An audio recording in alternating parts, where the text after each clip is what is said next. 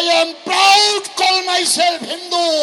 আমরা বাঙালি হিন্দু, আমরা মরিনি, আমরা মরিনি, আমরা মরিনি। ভারত সরকার তুমি কেন আজ বসে রয়েছো? বড় বড় আওয়াজ, বড় বড় আওয়াজ, হাসি মারাতে 40টা শব্দ দানব আছে ভারতের। দুটো যদি ঘুরিয়ে দেয় না, পালানোর রাস্তা পাবে না। দুর্ভাগ্য যে যারা বাংলাদেশটাকে স্বাধীনতার জন্য আন্দোলন করে প্রাণদান করলেন, তারা আজকে এক মুঠা, আজকে একটু জল দাও, একটু খাবার দাও, কাতর আর্তনাদ, বর্ডারকে সিল করে দেওয়া হয়েছে।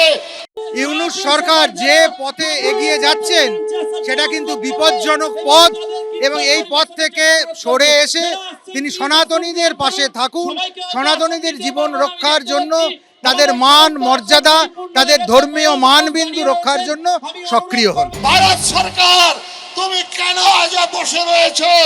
আজকে বাংলাদেশের বর্ডার, আজকে ত্রিপুরা বন্ধ করে দিয়েছেন।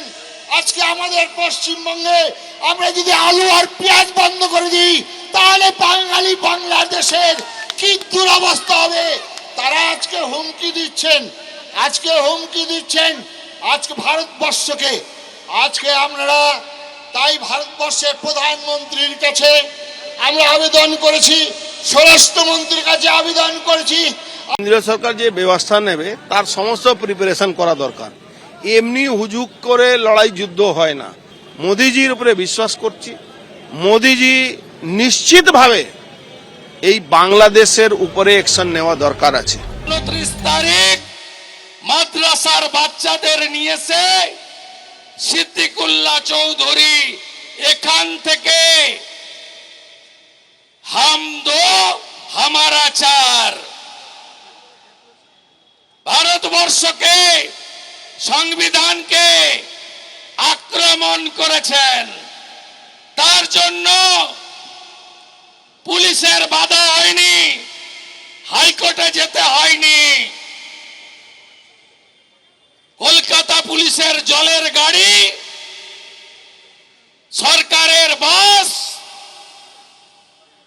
আপ্যায়নের কোনো ত্রুটি ছিল না। যাহা ইউনূস তাহাই এপারের মমতা। 31 তারিখে জনাব ফিরহাদ হাকিম এখানে সভা করে পুলিশের পারমিশন লাগেনি। আর এখানেই 19 তারিখে তোহা সাহেব সভা করবেন। যাহা ইউনূস তাহাই মমতা। আমি আশা করব যে এরপর শুভেন্দু অধিকারী দিল্লিতে এসে একটা দরবার করুন এবং সেখানে এসে এই দাবি করুন যে বিদেশ মন্ত্রী, দেশের সরকার বাংলাদেশ সম্পর্কে এই সরকারের যা স্টাডি, যে ধরনের সংবাদ তারা পাচ্ছেন সে সম্পর্কে তারা দেশবাসীকে অবহিত করুন।